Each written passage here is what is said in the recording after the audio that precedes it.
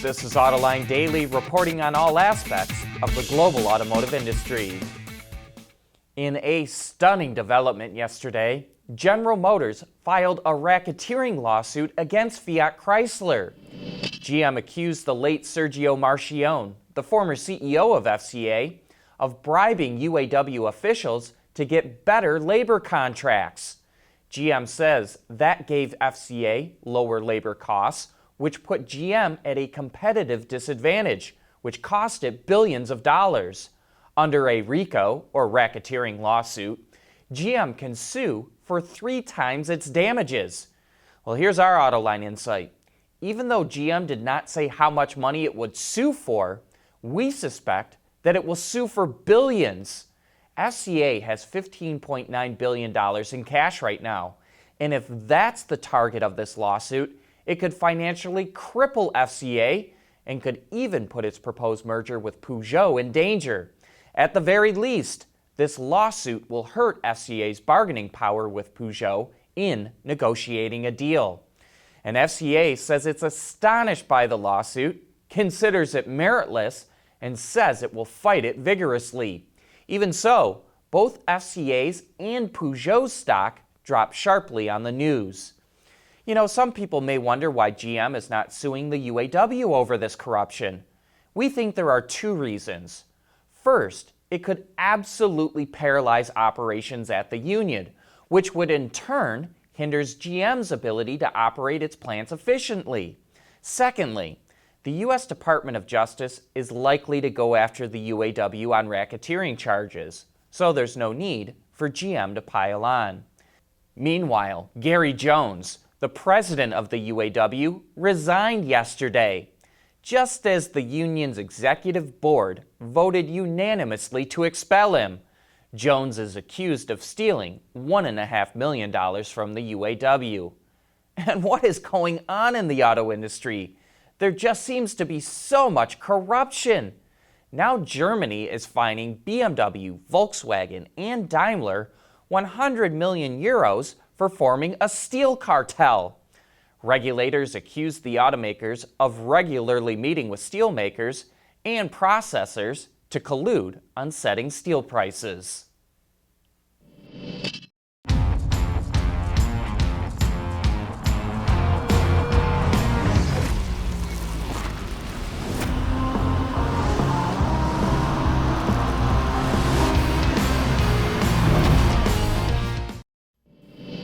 That live-streamed extravaganza that Ford threw to publicly unveil the Mustang Mach-E sure generated a lot of attention.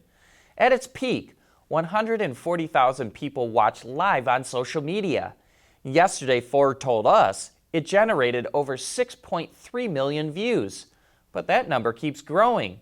Ford told us 637,000 people watched on YouTube, but as of this morning, the number was over 900,000. And is probably headed to 1 million.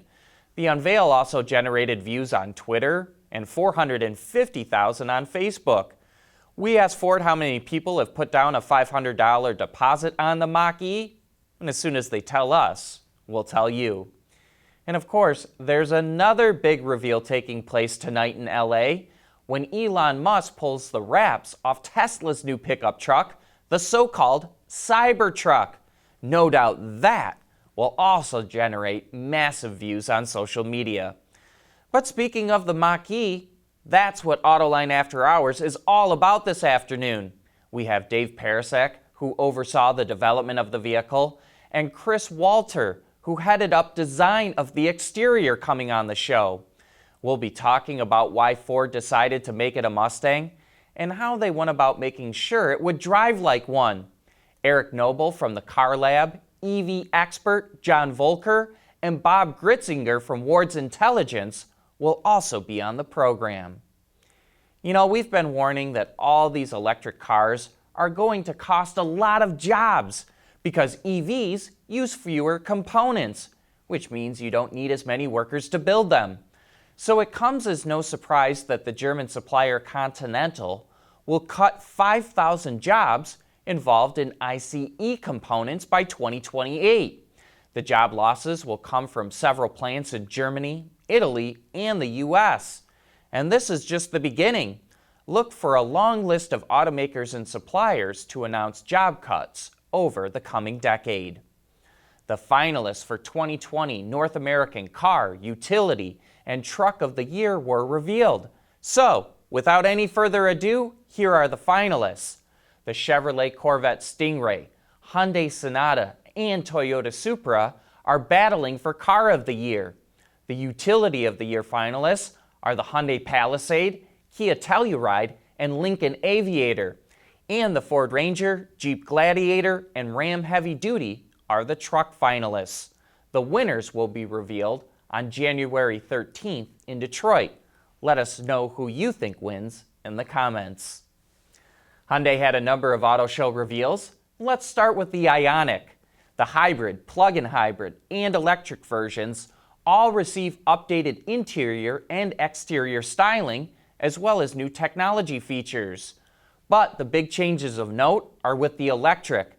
Battery sized increased from 28 kilowatt hours to 38.3 kilowatt hours, and range went from 124 miles to 170 miles. The company also took the wraps off the SUV concept it teased last week. Called the Vision T, it's a plug-in hybrid, but unfortunately, no powertrain details were shared. This is more of a design showcase, but it does include one interesting feature. When the vehicle is stationary, the grille is closed, but when it's in motion, each individual cell of the grille moves in a prescribed sequence. Not only does it provide a unique design effect, it's also functional and helps optimize the vehicle's aerodynamics. Lastly, Hyundai showed a sports car prototype called the RM19. It's a mid-engine, rear-drive sports car that has a 390 horsepower 2-liter turbocharged 4-cylinder mated to a 6-speed gearbox. Hyundai says the RM19 is a development platform for future N-brand products, including a potential Halo car. Autoline Daily is brought to you by Bridgestone Tires. Your journey, our passion. Lincoln decided it's time for its dealers to update their stores, and here's the architectural design it wants them to follow. Featuring white materials offset by black accents, long and low horizontal lines, and plenty of glass. And note the EV charger out front that is stylized to look like the Lincoln logo, or some may say, Tesla's superchargers. The Mercedes GLS is already a very nice vehicle, but now it's even more luxurious. Maybach put its own unique touches on the large SUV, which includes heaps of chrome, big wheels and tires, vertical bars in the grille, and a mesh pattern over the lower air inlets. If that's not luxurious enough, electronically deploying and illuminated running boards welcome passengers into the cabin. There, you'll find sheets of high-grade leather and wood, large infotainment screen and instrument cluster, and all the seats are electronically adjustable, heated, ventilated, and equipped with massage functions, and that comes as standard. Under the hood is a 4-liter V8 that makes 550 horsepower and is matched with a 48-volt mild hybrid system. The Maybach GLS goes from 0 to 60 in an estimated 4.8 seconds, but it likely feels much slower thanks to its aromatic suspension that's been tuned for maximum ride comfort. This luxuriously big SUV goes on sale in the US in the second half of next year. And here's more info on Kia's newest small CUV, the Seltos. In the US, it will be powered by either a 2-liter non-turbo or a 1.6-liter turbo 4-cylinder engine. The 2-liter makes 146 horsepower and is mated to a CVT, while the 1.6-liter makes 175 horsepower and gets a 7-speed DCT. All-wheel drive is also an option. Moving to the interior, and depending on the trim level, customers can choose from a 3.5-inch or 7-inch instrument cluster and have the option for a 10.25-inch display with Android Auto and Apple CarPlay, as well as a host of driver assistance technology. The Seltos goes on sale in the first quarter of next year in the US, Complete pricing will come out later, but Kia says the lowest trim line with all-wheel drive will start under $22,000. That's it for today. Thanks for watching, and please join us again tomorrow.